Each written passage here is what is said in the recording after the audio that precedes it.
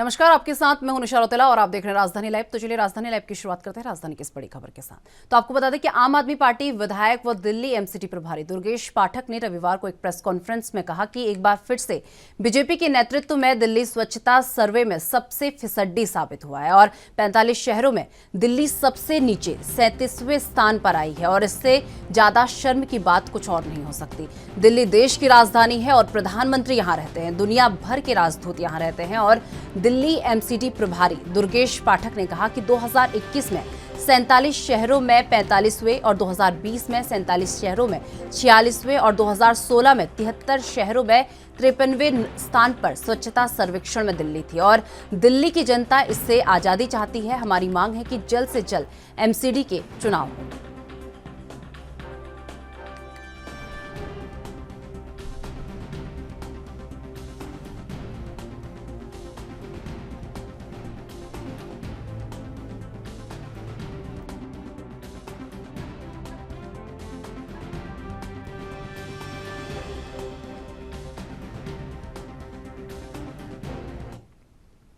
इस खबर पर अधिक जानकारी के लिए हमारे संवाददाता दिल्ली से राजीव तिवारी हमारे साथ लाइव जुड़ चुके हैं। राजीव, जिस तरीके से बात कल दुर्गेश पाठक ने एक प्रेस कॉन्फ्रेंस की है जिसमें उन्होंने कहा कि दिल्ली को अब स्वच्छ बनाना है, एक बार से लेकर पूरी जानकारी। देखिए, बिल्कुल सही कहा आपने। यहाँ पर बात करें दुर्गेश पाठक की, तो दुर्गेश पाठक के द्वारा कल प्रेस वार्ता की गई जिसके अंदर कहीं ना कहीं केंद्र सरकार की स्वच्छता सर्वेक्षण की आवाज जो थी उसको निकलता हुआ बताया। यहाँ तक कि ये भी कहा स्वच्छता सर्वेक्षण के अंदर जो दिल्ली जो है वो 37वें नंबर पे आई है, यानी 45 में से लेकर 37वें नंबर पे आई है, यानी कि निचले से 10वें नंबर पर आया। सीधे सीधे कहीं ना कहीं केंद्र सरकार के ऊपर उन्होंने हमला बोला। और यहाँ तक कि ये भी कहा कि एमसीडी के अंदर अभी तक 15 साल तक यानी कि भाजपा रही है और भाजपा के द्वारा जितने भी भ्रष्टाचार है वो ये एमसीडी के अंदर किए गए हैं, चाहे वो कूड़े के क्षेत्र के अंदर हो, सफाई के क्षेत्र के अंदर हो, एमसीडी के अंदर जितने भी कार्य किए गए हैं उनको लेकर हो। लगातार कहीं ना कहीं आम आदमी पार्टी जो है वो भाजपा के ऊपर आरोप लगाती हुई नजर आ रही है। मगर यहाँ पर जिस तरीके से अब दुर्गेश पाठक के अंदर द्वारा जो कहा गया कि प्रेस वार्ता के अंदर के एमसीडी के चुनाव है वो जल्द से जल्द कराए जाए ताकि दिल्ली के अंदर जो कूड़े के ढेर जगह जगह बन रहे हैं उससे कहीं ना कहीं जनता को निजात मिल सके। मगर यहाँ पर जिस तरीके से लगातार कहीं ना कहीं कूड़े के ढेर जो है वो दिल्ली के अंदर जगह जगह बनते हुए नजर आ रहे हैं। हर चौराहे की बात करें वहां पर एक आसपास एक ऐसा कूड़े का ढेर बना दिया जाता है जिससे कहीं ना कहीं सफाई की जो व्यवस्था है वो बिगड़ती हुई नजर आती है, बीमारियों की भी जो स्थिति है वो बढ़ती हुई नजर आती है। क्योंकि जब कूड़े का ढेर जगह जगह लगेगा तो सोचिए बीमारियां बिल्कुल बढ़ेगी। और इसी को लेकर कहीं ना कहीं दिल्ली सरकार जो है यानी कि दिल्ली सरकार के जितने भी नेता है वो कहीं ना कहीं भाजपा के ऊपर आरोप लगा रहे हैं। और इसी तरीके से कहा जा रहा है कि निगम के अंदर भाजपा जो है वो 15 साल तक रही है और फिर भी 37वें नंबर पर क्यों आई है दिल्ली। और यहाँ पर जिस तरीके से लगातार कूड़े के ढेर लगे हुए हैं उससे तो कहीं ना कहीं दिल्ली की जनता को परेशानियां हो रही है। और उसी परेशानी से निजात पाने के लिए दुर्गेश पाठक ने केंद्र सरकार से अपील किया कि दिल्ली के अंदर नगर निगम के जो चुनाव है उनको जल्दी से जल्दी कराया जाए ताकि इस कूड़े के ढेर से या फिर कहे बीमारियों के जो गढ़ बनता जा रहा है उससे कहीं ना कहीं दिल्ली की जनता को निजात मिल सके। जी राजीव, वहीं बात कर ले, जिस तरीके से दिल्ली को साफ करने की बात कही जा रही है, तो दिल्ली को साफ करना कितना चुनौतीपूर्ण हो सकता है? क्योंकि दिल्ली जिस तरीके से प्रदूषित है तो इसे साफ करने में क्या क्या चुनौतियां सामने आ सकती हैं?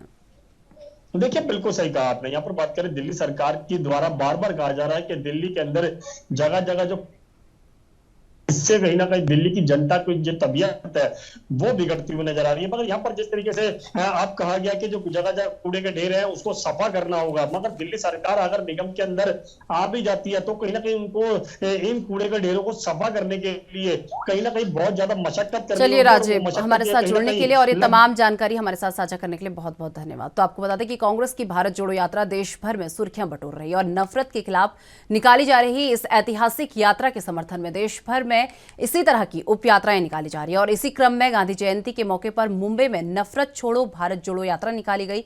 खास बात यह है कि भारत जोड़ो यात्रा का आयोजन समिति के अध्यक्ष दिग्विजय सिंह की अगुवाई में से निकाला गया और इस यात्रा में दर्जनों दल और सामाजिक संगठन के लोग शामिल हुए। रविवार को मुंबई के अगस्त क्रांति मैदान से एक दिवसीय यात्रा शुरू हुई और महात्मा गांधी के परपोते तुषार गांधी भी इस यात्रा का गवाह बनने मुंबई पहुंचे थे। नफरत छोड़ो भारत जोड़ो यात्रा अगस्त क्रांति मैदान से शुरू होकर ओपेरा हाउस, हतातम चौक और मेट्रो सिनेमा से होती हुई मंत्रालय तक पहुंची। आपको बता दें कि वहां राष्ट्रपिता महात्मा गांधी की प्रतिमा के सामने सर्वधर्म प्रार्थना की गई और मुंबई शहर में ये यात्रा लगभग 7 किलोमीटर की थी।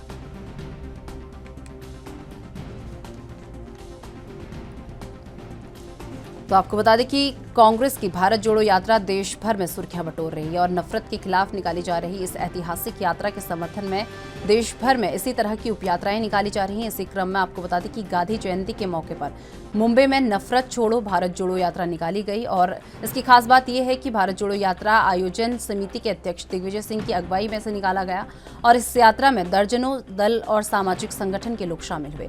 रविवार को मुंबई के अगस्त क्रांति मैदान से ये 1 दिवसीय यात्रा शुरू हुई। महात्मा गांधी के परपोते तुषार गांधी भी इस यात्रा का गवाह बनने पहुंचे। आपको बता दें कि नफरत छोड़ो भारत जोड़ो यात्रा अगस्त क्रांति मैदान से शुरू होकर opera house, Hutatma Chowk, metro cinema से होती हुई मंत्रालय तक पहुंची और वहां राष्ट्रपिता महात्मा गांधी की प्रतिमा के सामने सर्वधर्म प्रार्थना भी की गई।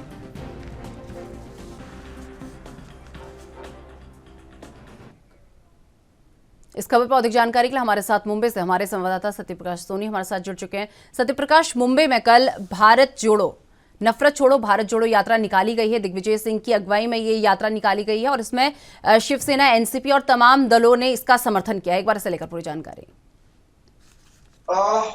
बिल्कुल, देखिए, अहिंसा के पुजारी महात्मा गांधी की जयंती के मौके पर कल मुंबई में भारत जोड़ो यात्रा के साथ नफरत छोड़ो यात्रा निकाली गई। इस दौरान 7 किलोमीटर की यात्रा निकाली गई जिसमें संदेश दिया गया कि जिस तरह से पूरे देश में राजनीतिक तौर पर नफरत फैलाई जा रही है, उस नफरत के खिलाफ कांग्रेस, एनसीपी सहित तमाम दल एक साथ है और ऐसे में 21 एनजीओ के साथ मुंबई के आजाद मैदान से लेकर अगस्त क्रांति मैदान और फिर महात्मा गांधी पुतले मंत्रालय तक जो है यह 7 किलोमीटर की यात्रा निकाली गई। इस दौरान लोगों को संदेश दिया गया कि किस तरह से महात्मा गांधी ने अपने जीवन में अहिंसा को सर्वोपरि माना। ऐसे में जिस तरह से देश की राजनीति अग्रसर हो रही है उसमें अहिंसा का रोल सबसे ज्यादा है। इसी वजह से लगातार कोशिश की जा रही है कि लोग जो है नफरत की इस दुनिया से बाहर निकले और महात्मा गांधी द्वारा बताए गए अहिंसा के मार्ग पे चले। चलिए सत्यप्रकाश, बहुत बहुत धन्यवाद हमारे साथ जुड़ने के लिए और ये तमाम जानकारी हमारे साथ साझा करने के लिए। तो आपको बता दें कि पंजाब विधानसभा सत्र का आज आखिरी दिन है और इसी के साथ आपको बता दें कि आज का विधानसभा सत्र भी काफी हंगामेदार रह सकता है और इसके साथ ही आज 3 मत पेश किए जाएंगे और इसके साथ ही आपको बता दें कि सरकार द्वारा विश्वास मत पेश पर वोटिंग करवाई जाएगी और 2 बजे से विधानसभा सत्र का विशेष सेशन जो है शुरू हो जाएगा। इसी के साथ आपको बता दें कि पंजाब में आम आदमी पार्टी की सरकार ने 1 दिन के विशेष विधानसभा सत्र की अवधि को बढ़ाने का निर्णय लिया था और विधानसभा की व्यावसायिक सलाहकार समिति के अनुमोदन के बाद विशेष सत्र को 3 अक्टूबर 2022 तक के लिए बढ़ा दिया गया था।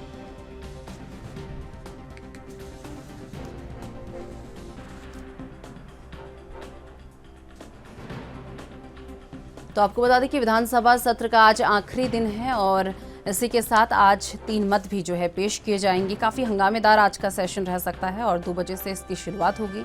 आपको बता दें कि पंजाब विधानसभा सत्र का आज आखिरी दिन है और आज का विधानसभा सत्र भी काफ़ी हंगामेदार रह सकता है और इसी के साथ आज 3 मत पेश किए जाएंगे और सरकार द्वारा विश्वास मत पेश पर जो है वोटिंग करवाई जाएगी और 2 बजे से विधानसभा सत्र का विशेष सेशन शुरू हो जाएगा। आपको बता दें कि पंजाब में आम आदमी पार्टी की सरकार ने 1 दिन के विशेष विधानसभा सत्र की अवधि को बढ़ाने का निर्णय लिया था। विधानसभा की व्यावसायिक सलाहकार समिति के अनुमोदन के बाद विशेष सत्र को 3 अक्टूबर 2022 तक के लिए बढ़ा दिया गया था। तो आज आपको बता दें कि विधानसभा सत्र का आखिरी दिन है। सबसे पहले ये विधानसभा सत्र केवल 1 दिन के लिए बुलाया गया था, जिसके बाद इसकी अवधि को 3 अक्टूबर तक बढ़ा दिया गया है। तो आपको बता दें आज उसी कड़ी में विधानसभा सत्र का आखिरी दिन है और काफ़ी हंगामेदार रहने के आसार हैं आज के विधानसभा सत्र के। और इसी के साथ आपको बता दें कि आज 3 मत भी पेश किए जाएंगे।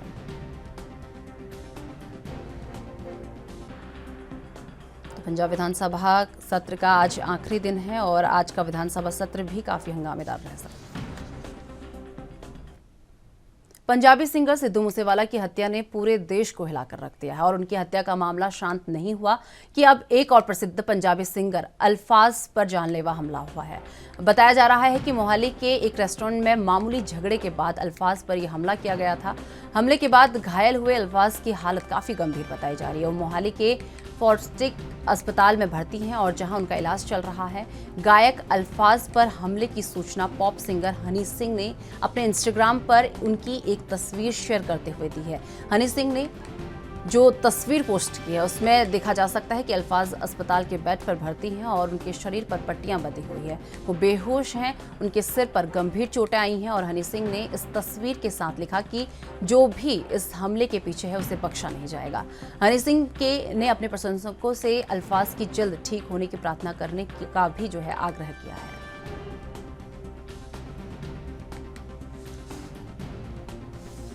तो आपको बता दें, पंजाबी गायक अल्फाज के ऊपर एक हमला हुआ है। अभी सिद्धू मूसेवाला हत्याकांड का केस थमा भी नहीं था कि दूसरी बार ये चीज देखने को मिली है कि पंजाबी सिंगर अल्फाज पर हमला हुआ है। एक रेस्टोरेंट में एक मामूली सी बात को लेकर ये झगड़ा हो गया था और विवाद इतना बढ़ गया कि इस वक्त अल्फाज हॉस्पिटल में भर्ती हैं और उनकी हालत काफी नाजुक बताई जा रही है। तो इसी के साथ आपको बता दें, पंजाबी सिंगर सिद्धू मूसेवाला की हत्या ने पूरे देश को हिलाकर रख दिया था और उनकी हत्या का मामला शांत भी नहीं हुआ था कि अब एक और प्रसिद्ध गायक अल्फाज पर जानलेवा हमला हुआ है। बताया जा रहा है कि मोहाली के एक रेस्टोरेंट में मामूली से झगड़े के बाद अल्फाज पर यह हमला हुआ था। हमले के बाद घायल हुए अल्फाज की हालत काफ़ी गंभीर बताई जा रही है। वो मोहाली के फोर्टिस अस्पताल में भर्ती हैं जहां उनका इलाज जारी है। गायक अल्फाज पर हमले की सूचना पॉप सिंगर हनी सिंह ने अपने इंस्टाग्राम पर उनकी तस्वीर शेयर करते हुए दी है और हनी सिंह ने जो तस्वीरें पोस्ट की हैं उसमें साफ दिखाई दे रहा है कि अल्फाज अस्पताल के बेड में भर्ती हैं और उनके शरीर पर जो है पट्टियां बंधी हुई हैं। वो बेहोश हैं, उनके सिर पर गंभीर चोटें आई हैं। हनी सिंह ने इस तस्वीर के साथ लिखा कि जो भी इस हमले के पीछे है उसे बख्शा नहीं जाएगा और हनी सिंह ने अपने प्रशंसकों से अल्फाज की जल्द ठीक होने की प्रार्थना करने का भी आग्रह किया है। तो इन तस्वीरों में आप देख सकते हैं कि किस तरीके से बेहद बुरी तरीके से अल्फाज पर हमला किया गया है। अल्फाज हॉस्पिटल के बेड में आप देख सकते हैं भर्ती हैं और किस तरीके से पट्टियों से उन्हें बांधा गया है। तो उनके सर पर काफ़ी चोटें जो हैं आई हैं। प्रधानमंत्री नरेंद्र मोदी के बिलासपुर के आगामी दौरे को लेकर हिमाचल में भाजपा काफी उत्साहित है और इस रैली को सफल और ऐतिहासिक बनाने के लिए पार्टी तैयारियों में जुट गई है। मोदी की रैली में लोगों की ज्यादा से ज्यादा भीड़ जुटे, इसके लिए भाजपा प्रदेश के 5 नगर निगम शिमला, सोलन, मंडी, धर्मशाला, पालमपुर और सभी नगर परिषद पंचायती राज संस्थानों में भाजपा के प्रतिनिधि आमंत्रण अभियान चलाएंगे और इसमें लोगों को मोदी की रैली में भाग लेने के लिए निमंत्रण दिया जाएगा, जिसे लेकर भाजपा प्रदेश प्रभारी अविनाश राय खन्ना ने सभी भाजपा प्रतिनिधियों से अपील की है वे आम जनता के संपर्क में आएं और घर घर जाएं और उन्हें प्रधानमंत्री मोदी के दौरे के लिए आमंत्रित करें। और इसी सिलसिले में उन्होंने नगर निगम हमीरपुर के नवनिर्वाचित प्रतिनिधियों से चाय पर चर्चा भी की है।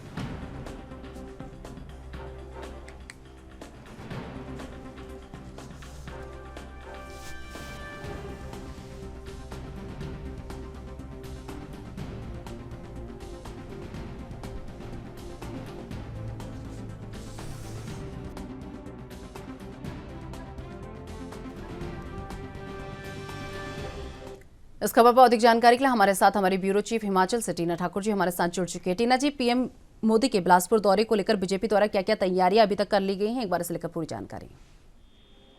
जी बिल्कुल, देखिए हिमाचल दौरे को लेकर बीजेपी काफी उत्साहित है प्रधानमंत्री नरेंद्र मोदी के, क्योंकि 24 तारीख को जो दौरा था वो मौसम के कारण धुल गया था। तो ऐसे में जो ये अभी 5 तारीख को दौरा है तो उसको लेकर जो हिमाचल भाजपा काफी उत्साहित है और इस रैली को सफल और ऐतिहासिक बनाने के लिए काफी जोरों से जो तैयारियां हैं पार्टी उसमें जुटी हुई है। इसमें सबसे ज्यादा जो ये सोलन के जो 5 ये प्रदेश के जो 5 नगर निगम है वहां से और पंचायती राज संस्थानों के जो प्रतिनिधि उनको आमंत्रण अभियान चला रही है भाजपा।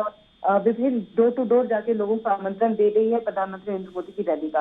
तो ऐसे में आप देखेंगे कि प्रधानमंत्री नरेंद्र मोदी की जो रैली है उसको एक उत्सव की तरह जो है भाजपा यहाँ पे मना रही है। जी टीना जी, वही बात कर ले, जिस तरीके से पीएम हिमाचल के दौरे पर आने वाले हैं तो कितनी भीड़ जो है जुटने की संभावना यहाँ पर बीजेपी को लग रही है? देखिए, क्योंकि वो पहले यहाँ पे बिलासपुर पहुंचेंगे और सीधे एम्स स्थल पर जाएंगे और वहाँ पे एम्स का निरीक्षण करने के बाद उसका लोकार्पण करेंगे और उसके बाद से वो चौपर से सीधे नगर से लूनू मैदान के लिए रवाना होगा। लूनू में जो है क्रिकेट मैदान है और यहीं पे जो है प्रधानमंत्री रैली को संबोधित करेंगे 2 बजे और कहा जा रहा है कि काफी ऐतिहासिक रैली होने वाली है। हालांकि अभी भीड़ कितना वहाँ पे जुटेगी इसका अनुमान नहीं लगाया जा रहा है और ना ही अभी भाजपा की तरफ से कोई दावा ऐसा किया गया है, क्योंकि जो इससे पहले रैली हुई थी उसमें बताया गया था कि युवा संकल्प रैली में 1 लाख युवाओं को जुटाने का लक्ष्य हिमाचल भाजपा ने रखा था। चलिए टीना जी, बहुत बहुत धन्यवाद हमारे साथ जुड़ने के लिए और ये तमाम जानकारी हमारे साथ साझा करने के लिए। तो आपको बता दें कि दुर्ग जिले के सामूहिक हत्याकांड को लेकर नेता प्रतिपक्ष ने प्रेस वार्ता की है। दुर्ग के पाटन विधानसभा के कपसदा ग्राम में एक ही परिवार के 4 लोगों की हत्या की गई। ये घटना 28 सितंबर की रात की है। आपको बता दें ये लोग ओडिशा से यहाँ आए थे और लगभग 30-40 सालों से यहाँ पर रह रहे थे। घटना मंत्री रुद्रगुरु के गृह जिले क्षेत्र की है। आपको बता दें कि दुर्ग जिले से 4 मंत्री आते हैं और भाजपा द्वारा 1-1 करोड़ की मुआवजे की मांग भी की गई है। सरकार ने अब तक पीड़ित परिवार की सुध नहीं ली है।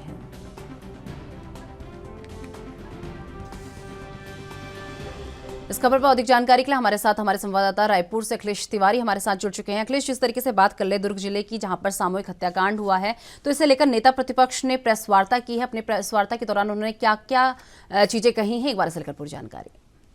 दुर्ग जिले के सामूहिक हत्याकांड को लेकर नेता प्रतिपक्ष ने प्रेस वार्ता किया है और निश्चित तौर पे वहाँ की जो घटना है उसको एक संदेहास्पद और राजनीतिक भी बोला जा सकता है। इसके तहत पश्चात ही अगर कुरमुड़ा कांड की बात किया जाए या बसेना कांड की बात किया जाए, अब एक सीधा दुर्ग जिले से जुड़े हुए जो मंत्री हैं उसके क्षेत्र में इस तरीके से वारदात होता है तो कहीं ना कहीं भूमाफियाओं का जो राज है और भूमाफियाओं के द्वारा जो इस तरीके से हत्या कराई जा रही है ये काफी चिंताजनक है, क्योंकि दुर्ग जिले में 4 मंत्री आते हैं। स्वयं मुख्यमंत्री है, रुद्र कुमार है, गृह मंत्री है और यहाँ तक के जो कृषि मंत्री है रवि चौबे जी वो स्वयं आते हैं। लेकिन इस तरीके से एकाएक हत्या वाली जो कांड है वो काफी ज्यादा सनसनीखेज है और इसमें अगर आने वाले कल में अगर निर्णायक फैसला नहीं लिया जाता है, आरोपियों की गिरफ्तारी नहीं होती है, तो ऐसे में भाजपा भी कुछ करने की तैयारी है और विधानसभा सत्र में मुद्दा उठाने की जो तैयारी है वो की जा रही है। जी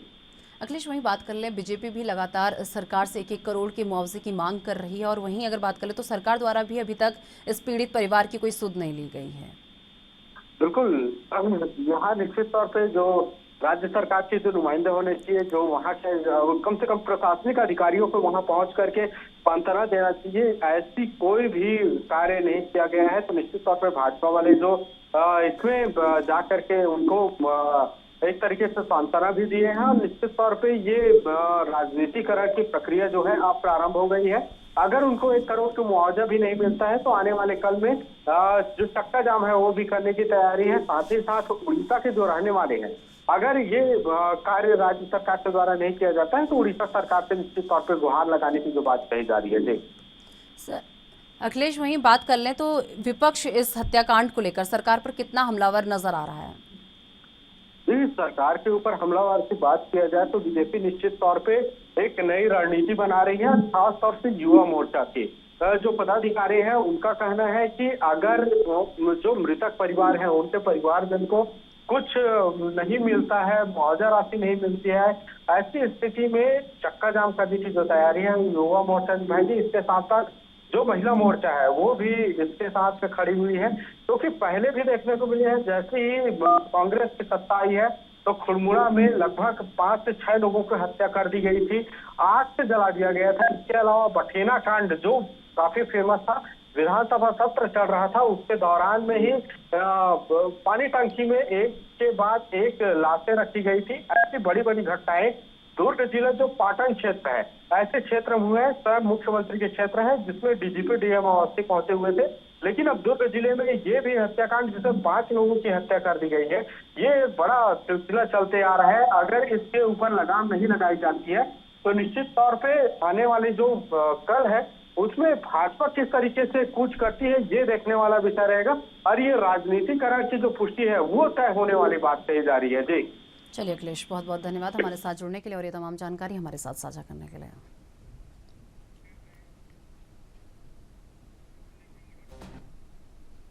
मुख्यमंत्री पुष्कर सिंह धामी का आज काशीपुर दौरा है। आपको बता दें कि सीएम धामी सुबह 11 बजे उदयराज हिंदू इंटर कॉलेज परिसर पहुंचकर प्रधानमंत्री आवास योजना के अंतर्गत EWS आवासीय परियोजनाओं का शिलान्यास करेंगे और इसके बाद सीएम धामी दोपहर 1 बजे मनसा देवी मंदिर पहुंचकर मां मनसा देवी मंदिर शोभा यात्रा के 50 वर्ष पूर्ण होने के अवसर पर आयोजित स्वर्ण महोत्सव कार्यक्रम में प्रतिभाग करेंगे, जिसके पश्चात धामी 2 बजे स्टेडियम मैदान काशीपुर से चंपावत के लिए प्रस्थान करेंगे।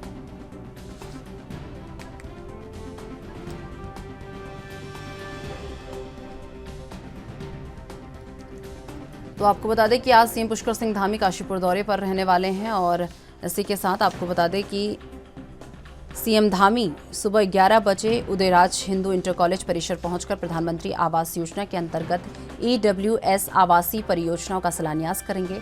इसके बाद सीएम धामी दोपहर 1 बजे मनसा देवी मंदिर पहुंचकर मां मनसा देवी मंदिर शोभा यात्रा के 50 वर्ष पूर्ण होने के अवसर पर आयोजित स्वर्ण महोत्सव कार्यक्रम में प्रतिभाग करेंगे। इसके पश्चात आपको बता दें कि धामी 2 बजे स्टेडियम मैदान काशीपुर में चंपावत के लिए प्रस्थान करेंगे। तो मुख्यमंत्री पुष्कर सिंह धामी आज काशीपुर दौरे पर आपको बता दें कि रहने वाले हैं और इसी दौरान तमाम कार्यक्रमों में आज वो शामिल होने वाले हैं। अगर सुबह 11 बजे की बात कर लें तो आपको बता दें कि आज सुबह 11 बजे उदयराज हिंदू इंटर कॉलेज परिसर पहुंचकर प्रधानमंत्री आवास योजना के अंतर्गत EWS आवासीय परियोजनाओं का शिलान्यास सीएम पुष्कर सिंह धामी द्वारा किया जाएगा और उसके बाद सीएम पुष्कर सिंह धामी दोपहर 1 बजे मनसा देवी मंदिर पहुंचकर मां मनसा देवी मंदिर शोभा यात्रा के 50 वर्ष पूर्ण होने के अवसर पर आयोजित स्वर्ण महोत्सव कार्यक्रम में प्रतिभाग करेंगे।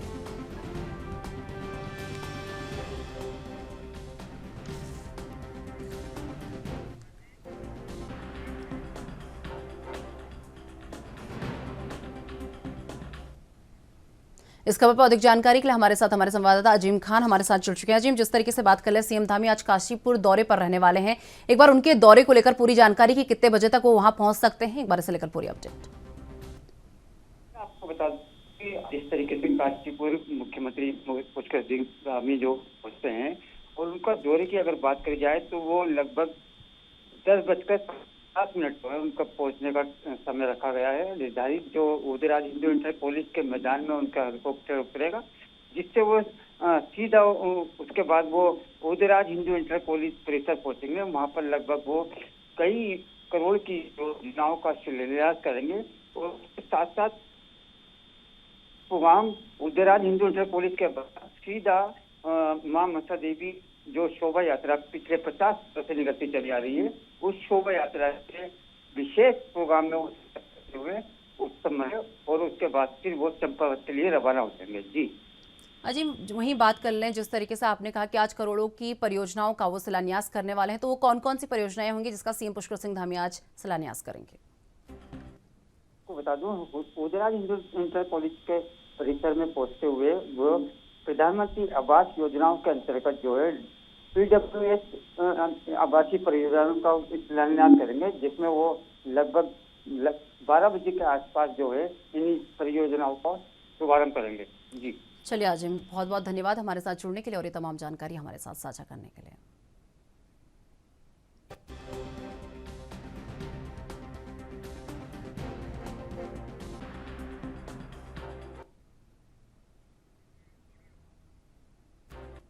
3 अक्टूबर यानी आज अमित शाह जम्मू कश्मीर के दौरे पर रहेंगे। आपको बता दें कि शाम 5 बजे अमित शाह जम्मू कश्मीर पहुंचेंगे और शाम को राजभवन जम्मू में उपराज्यपाल व अन्य सुरक्षा से जुड़े अधिकारियों के साथ बैठक होगी और पहाड़ी व गुज्जर समुदाय की ओर से गृह मंत्री को सम्मानित किया जाएगा। एक डेलीगेशन पहाड़ी समुदाय की ओर से मिलेगा और एक डेलीगेशन युवा राजपूत सभा की ओर से मिलेगा और गृह मंत्री का थैंक्स करेंगे कि उन्होंने महाराजा हरि सिंह की जयंती पर छुट्टी 23 सितंबर को दी।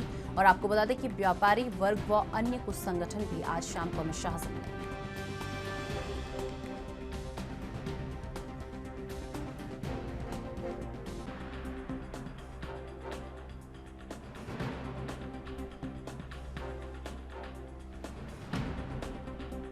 इस खबर पर अधिक जानकारी के लिए हमारे साथ हमारे संवाददाता जम्मू से रविंद्र श्रीवास्तव हमारे साथ जुड़ चुके हैं। रविंद्र, जिस तरीके से बात कर ले आज अमित शाह जम्मू कश्मीर दौरे पर रहने वाले हैं, उनके दौरे को लेकर एक बार पूरी जानकारी।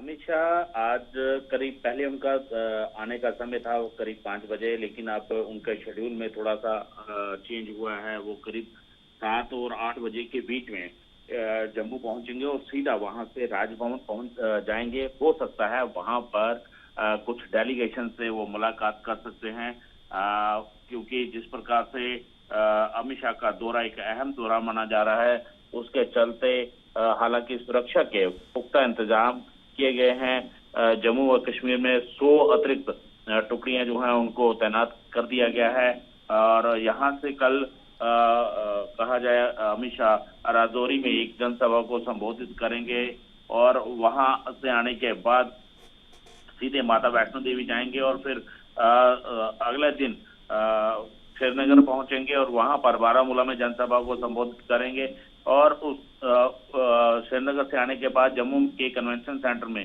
भाजपा नेताओं के साथ उनकी मीटिंग है और इस दौरान कई अहम मुद्दे जो हैं वो हो सकते हैं।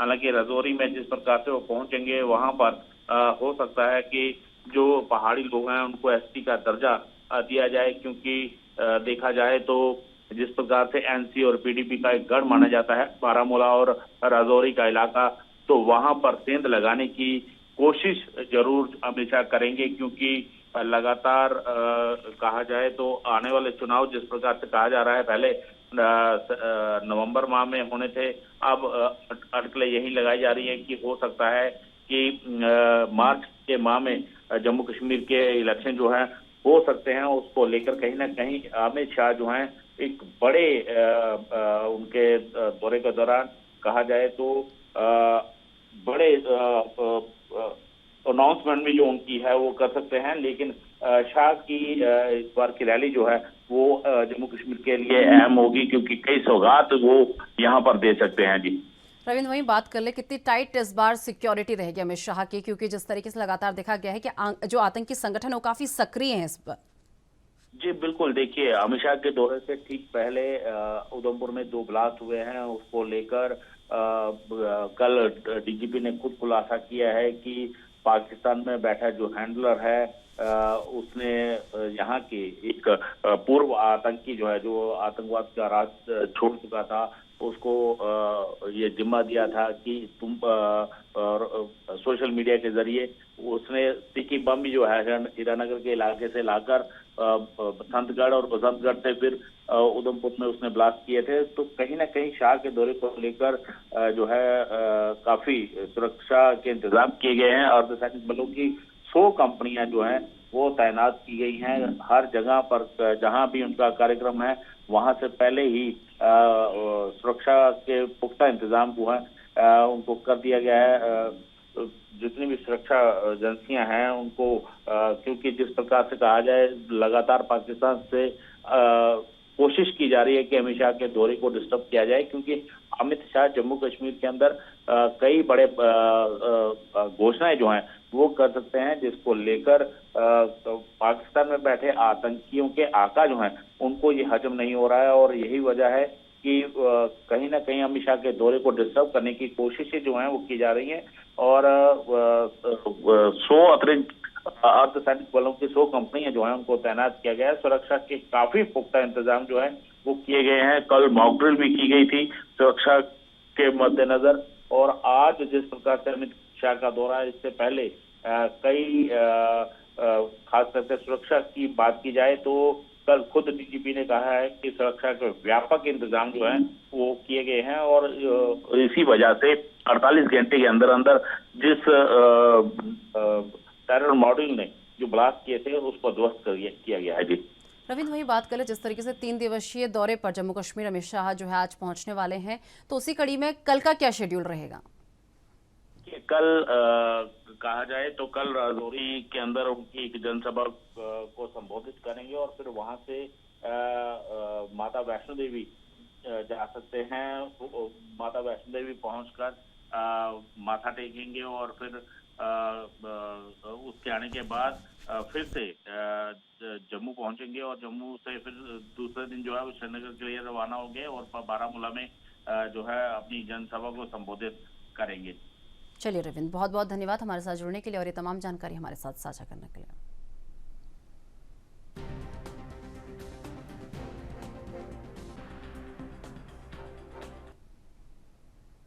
तो फिलहाल मेरे साथ राजधानी लाइव में बस इतना ही। देश दुनिया की तमाम बड़ी खबरों के लिए देखते रहिए एनबी न्यूज। नमस्कार।